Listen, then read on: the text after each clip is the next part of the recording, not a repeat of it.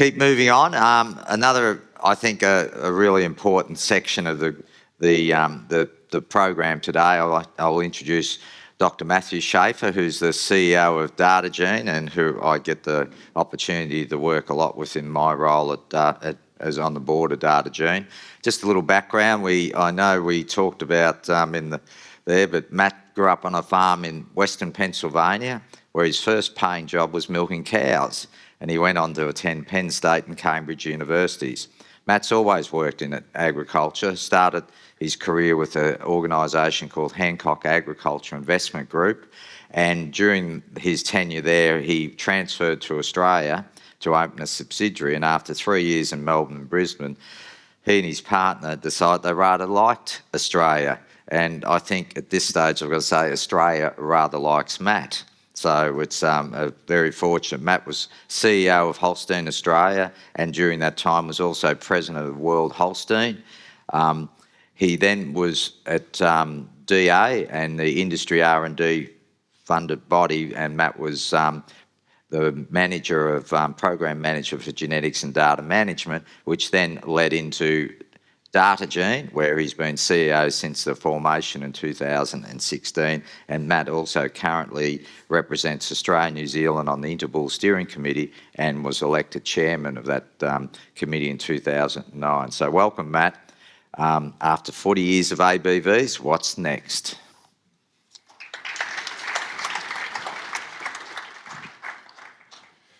Thanks, Graham. And I have to say that first photo that Jamie had on the screen with all the snow, that's why we came to Australia.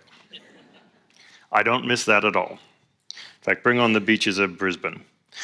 Right, so I've got 10 to 15 minutes, depending on how much of my question time I'm going to eat into, to talk about 40 years of ABVs, 10 years of GINFO, and then to look into a crystal ball to say what's going to come in the next 40 years.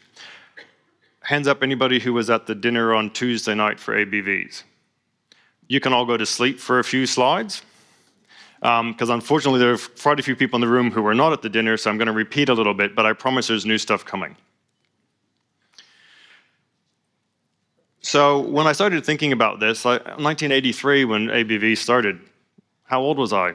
Oh, yep, I actually remember that. I was in year 7, and that sent me looking for a few photos. And embarrassingly in the US, we do these things called yearbooks every year, and I found mine, unfortunately. And many things I had forgotten, including what I looked like at that age. Floppy-haired, but you might not be able to read it, but on the right-hand side, the top one is a student council, and the bottom one's a library club, and I'm in both. So my geekness came out quite early. 1983, those of you at dinner, what was the #1 song in January 1983? Absolutely. Now, for the real box of chocolates, what was the #1 song in January of 23, which I've never heard of and don't even know the artist?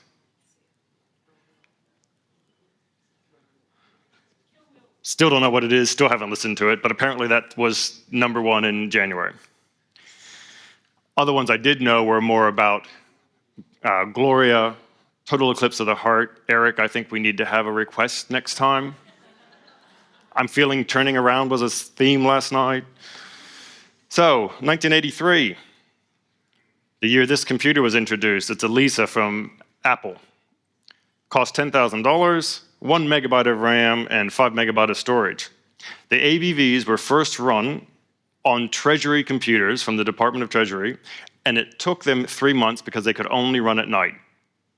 Later, they were run on the computer systems at night, the computers ran the traffic light system in Melbourne.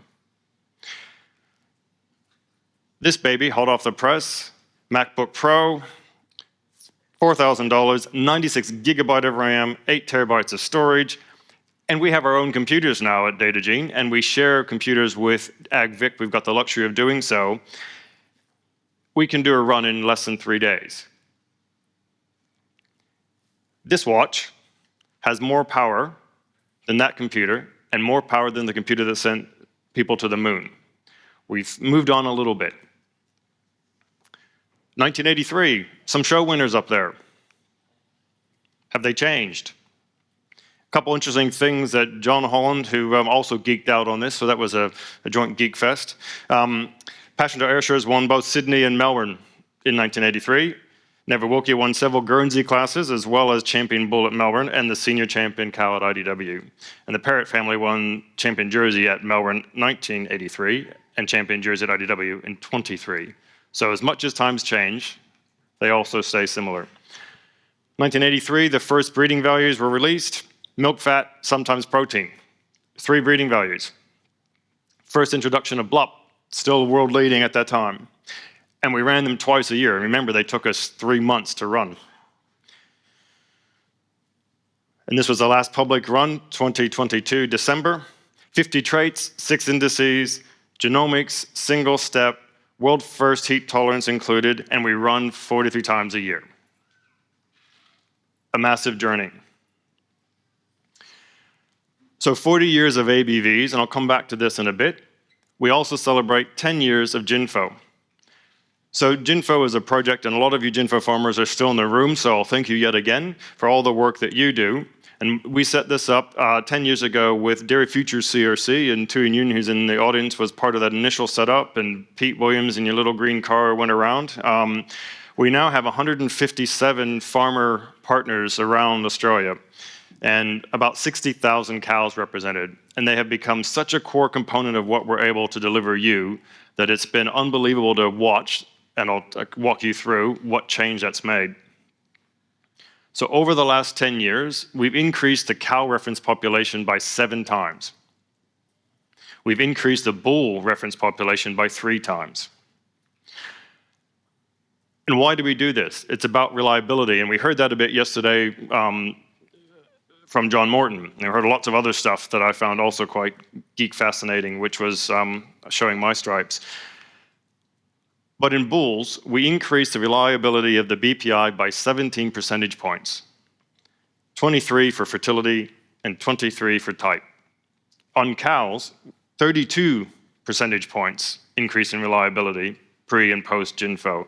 48 percentage points for fertility and 25 for type.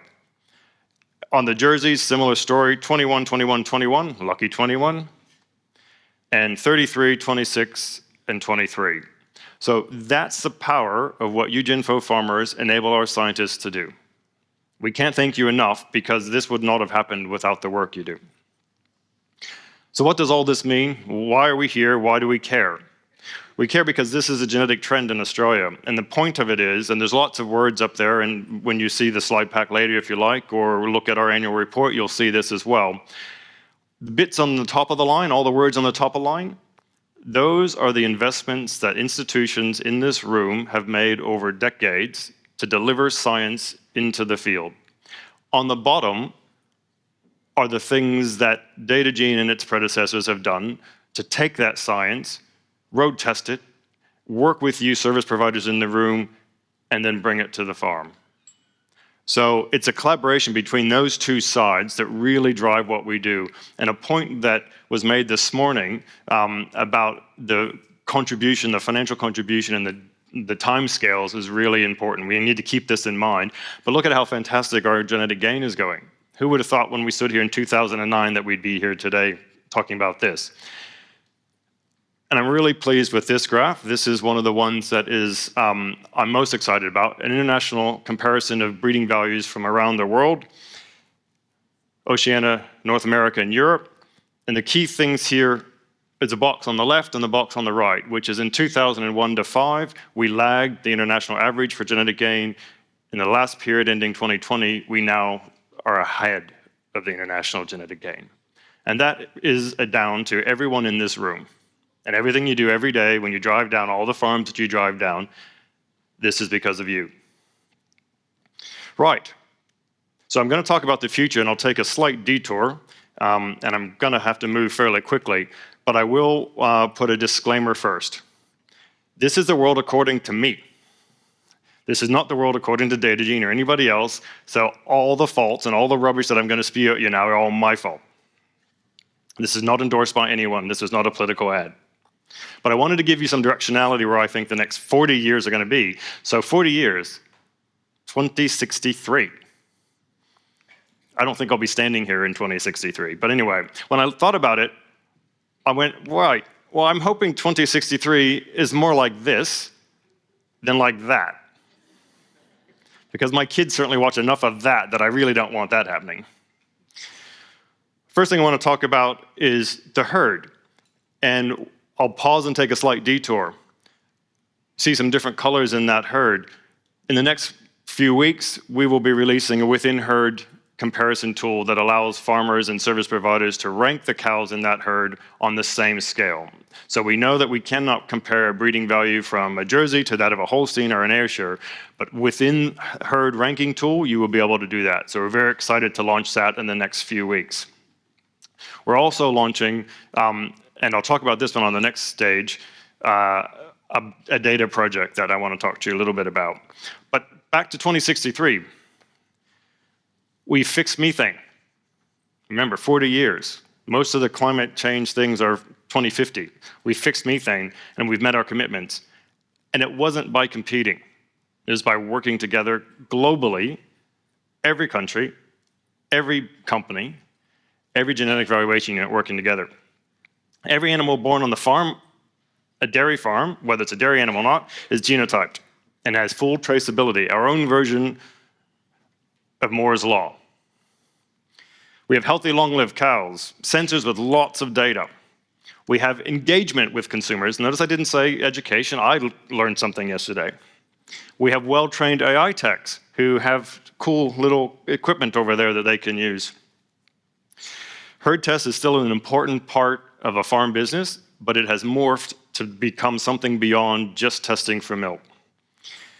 We've moved into all areas of farm, pasture, and everything else, but we're still collaborating on key areas of science and pre-competitive work.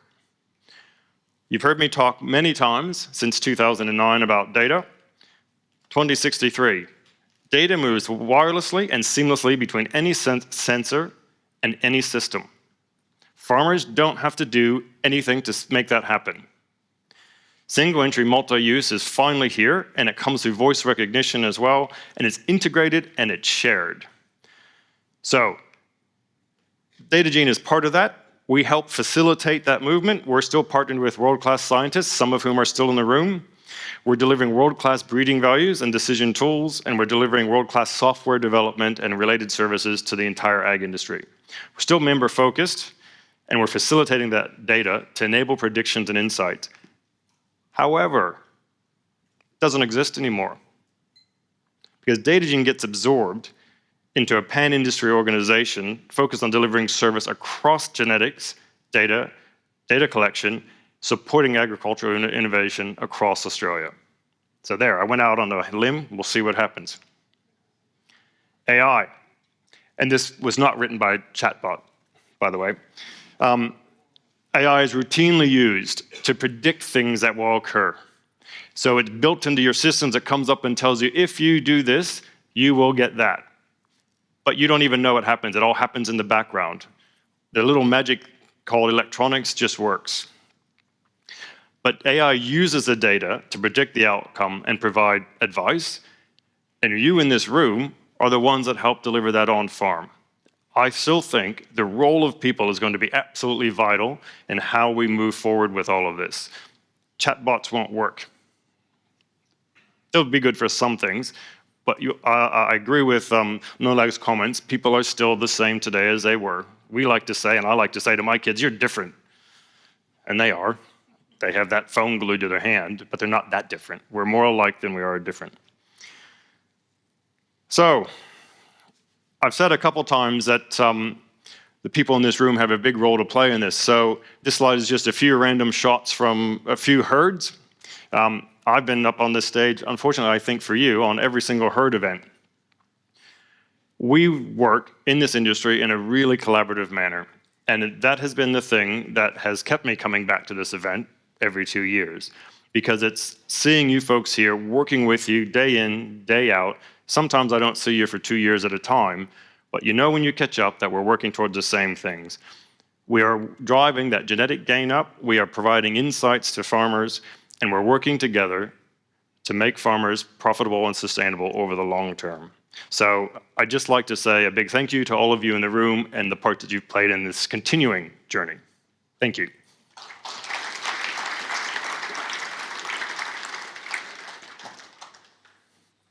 And I was right on top. Yeah, you are, but you may not. So any quick questions for Matt, or are you just going to bail him up later? So there doesn't appear to be much, and I'm not too sure I think I'm not going to see that timeline out. I've got a nasty suspicion. Thanks again, Matt. It's always fantastic to get an insight. It's even better to get entertained while getting an insight, and I think that's what makes a great presentation. And there's so much excitement. I'm just sort of, as a board member, I'm just trying to fill in a few gaps between now and that magical number 40 years out. So that'll be an interesting discussion at the next board meeting.